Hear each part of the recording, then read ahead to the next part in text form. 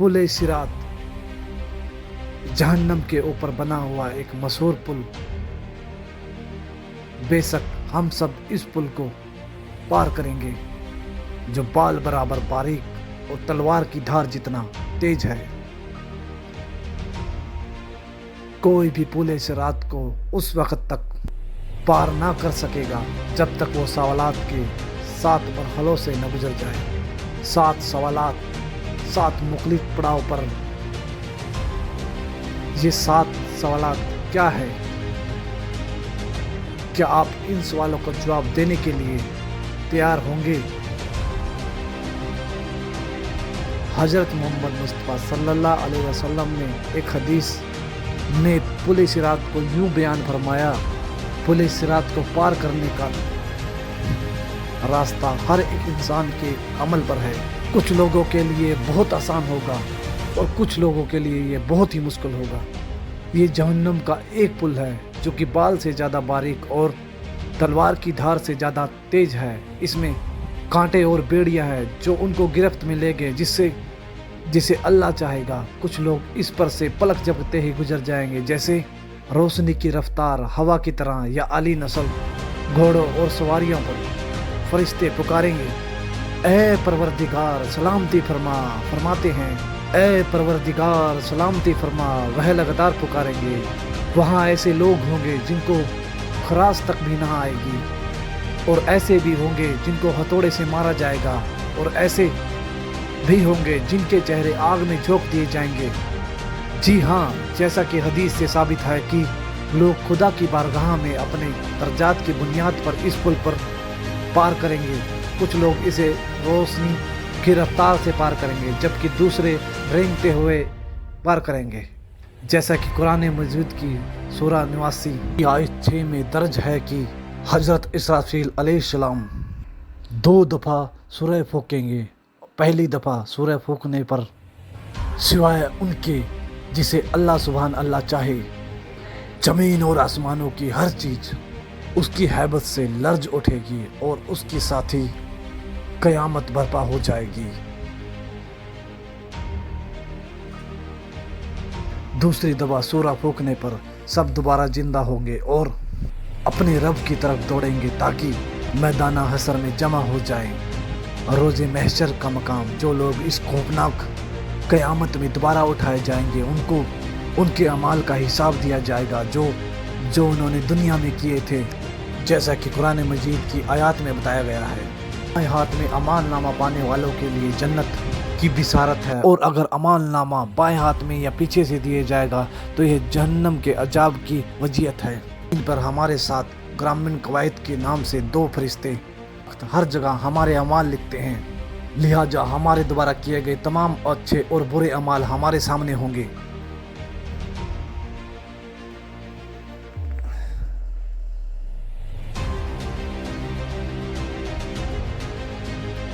अमाल नामे के हवाले से सूरह कहफ की 49 नंबर आयत में बताया गया है, और उनके सामने अमाल नामा रख दिया जाएगा। फिर तू मुजरिम को देखेगा, उस चीज से डरने वाले होंगे जो उसमें है, और कहेंगे अफसोस हम पर। ये कैसा अमाल नामा है कि उसने कोई छोटी या बड़ी बात नहीं छोड़ी, अगर सबको महफूज किया हुआ है, और जो कुछ उन्होंने किया था सबको मौजूद पाएंगे, और तेरा रब किसी पर जुल्म नहीं करेगा। और अमाल नामा हमारे सामने रखा जाएगा। एक दफ़ा अमाल नामा मिल गया तो अपनी मंजिल के हम करीब पहुंच जाएंगे, लेकिन आखिरी मंजिल से पहले एक और पड़ाव और भी है। एक ऐसा पड़ाव जो बाल से बारीक और तलवार से ज़्यादा तेज। एक ऐसा पड़ाव जिसे बगैर किसी दसना के सबको पार करना है। ये पड़ाव पुल सिरात है। तुम में से कोई ऐसा भी नहीं जिसका इससे गुजर ना हो। ये तेरे रब पर लाजिम होके मुकर्रर किया हुआ है। हदीस के मुताबिक सिरात जहन्नम के ऊपर एक सीधा रास्ता है। हर कोई इस पे से गुजरेगा।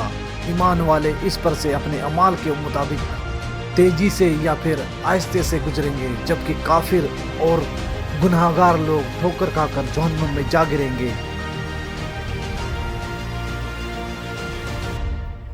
پیارے نبی صلی اللہ علیہ وسلم نے فرمایا کہ سب سے پہلے پل صراط کو پار کرنے والے آپ صلی اللہ علیہ وسلم ہوں گے، اور پھر آپ صلی اللہ علیہ وسلم کی امت، اگر آپ لوگوں کے اعمال اچھے ہوں گے تو وہ تیزی سے اس پہ سے گزریں گے۔ لہٰذا پل صراط پار کرنے کے لیے آپ سے کیا پوچھا جائے گا؟ بولو۔ پل صراط پر ہر ایک سے اس کی زندگی کے اچھے اعمال اور گناہوں کے بارے میں پوچھا جائے گا۔ جیسا کہ ہم نے شروع میں کہا کہ پل صراط کو 7 مرحلوں سوالات کے بغیر پار نہیں کیا جائے گا۔ 7 پڑاؤ کے 7 سوالات۔ پہلے پڑاؤ پر جو پہلا سوال ہوگا وہ ہمارے ایمان کے بارے میں ہے۔ اگر ہمارا ایمان کامل ہے تو ہم بڑی آسانی سے پہلے مرحلے سے گزر جائیں گے، لیکن کافر پہلے ہی مرحلے میں جہنم میں جا گریں گے۔ ہم جانتے ہیں کہ ان لوگوں کا آخری ٹھکانہ جہنم ہے جن کو ایمان لانے کا موقع دیا گیا لیکن وہ پھر بھی ایمان نہیں لائے۔ خدا نے اپنی پاک صفا اور نیک بندوں کے ذریعے اپنا تعارف کروایا، تو جو ایمان لا سکے بلاخر ان کا آخری ٹھکانہ جہنم ہے، اور جہنم اتنی بےرحم ہوگی کہ جب اس سے پوچھا جائے گا کہ کیا تم بھر گئی ہو تو وہ چلا کر کہے گی اور نہیں ہے۔ دوسرے لفظوں میں تمام کافروں کو جہنم میں جھونکنے کے بعد بھی کوئی چیز اس کا پیٹ نہیں بھر سکے گی۔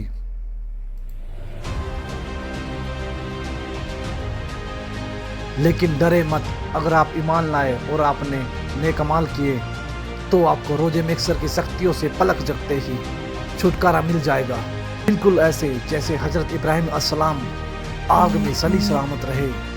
اگر آپ ایمان لائے لیکن خود کو بچانے کے لیے اچھے اعمال جمع نہیں کیے تب بھی آپ کے پاس موقع ہے، ورنہ آپ کے گناہ کانٹے بن کر آپ کا پیچھا نہیں چھوڑیں گے۔ اگر آپ ان کانٹوں سے پیچھا چھڑا لیتے ہیں تو بہت اچھی بات ہے، لیکن اگر ایسا نہ ہو سکا تو جہنم کی آگ آپ کو نگلنے کی منتظر ہوگی۔ جیسا کہ سورہ مریم کی آیت نمبر 72 میں درج ہے، پھر ہم انہیں بچا لیں گے جو اللہ سبحانہ اللہ سے ڈرتے ہیں، اور ظالموں کو اس میں گھٹنوں پر گرے ہوئے چھوڑ دیں گے۔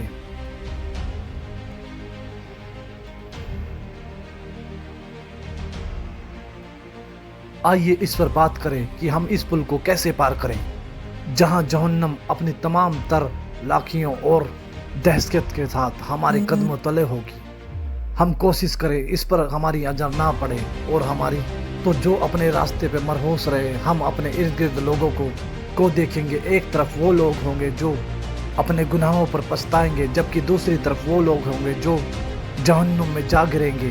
وہاں ایسے لوگ بھی ہوں گے جو اس دنیا میں رہتے ہیں آخرت کی فکر کرتے تھے، اور وہی ہوں گے جو اس پل کو تیزی سے بغیر کسی تکلیف سے پار کر لیں گے۔ پہلے سوال کے جواب میں کامیابی کے بعد ہم وہاں پہنچیں گے جہاں دوسرا سوال پوچھا جائے گا ہم سے۔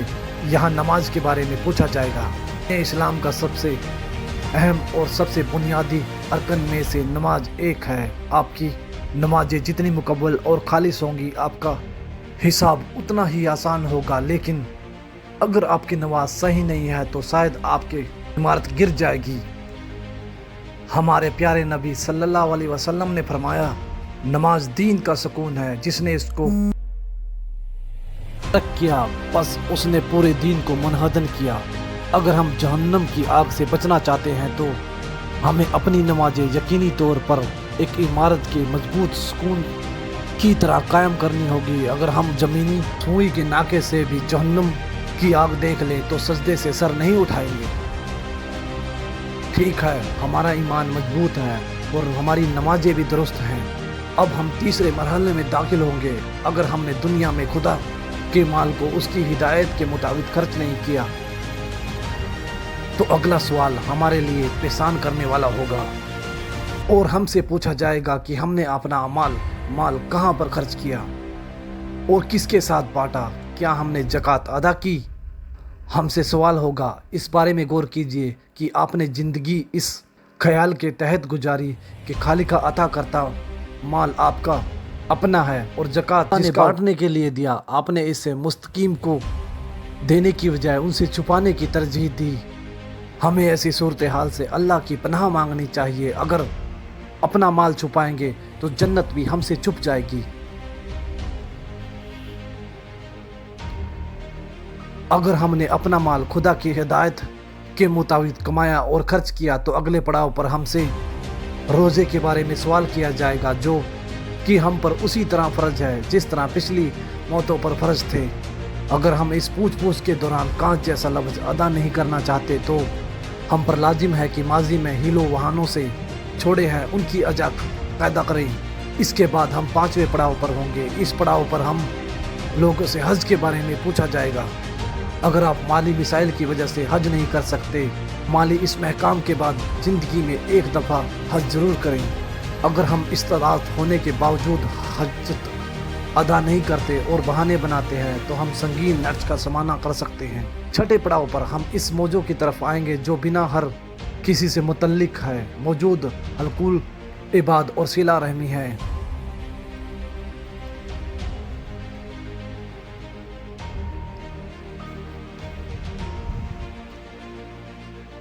हम हमेशा दूसरों का हक करके उनके हकूक़ नज़रअंदाज करते हैं।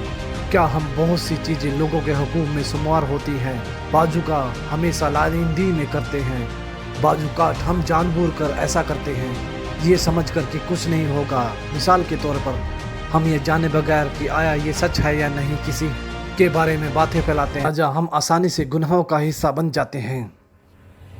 हमारे दीन में ख़ानदान और रिश्तेदारों का तस्वुर बहुत है, लिहाजा इसको बहुत अहमियत देनी चाहिए।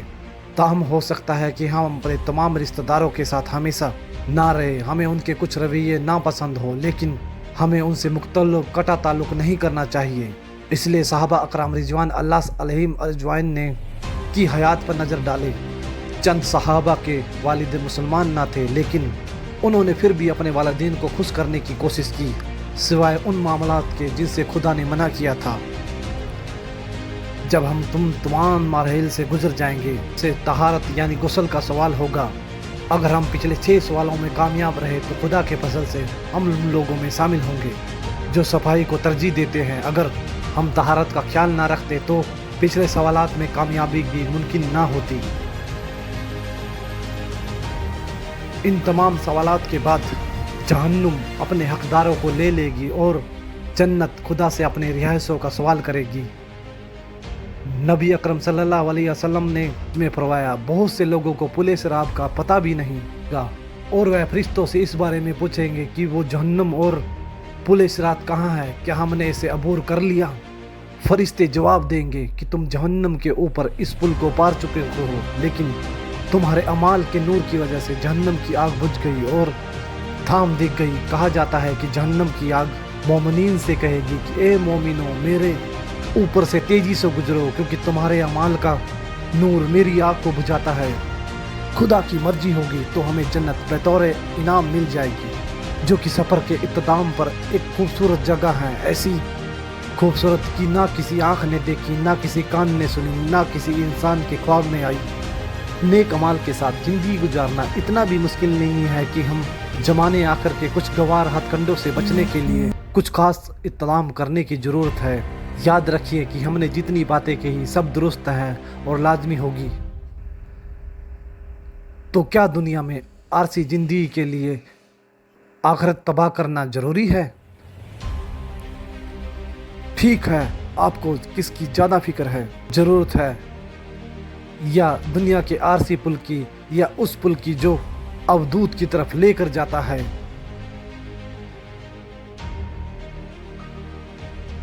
तो दोस्तों, इस वाक़या में इतना ही। हम अगला वाक़या लेके बहुत जल्द आएंगे, क्योंकि हम आप लोगों से बहुत प्यार करते हैं। दोस्तों, अल्लाह हाफिज़, अस्सलाम वालेकुम।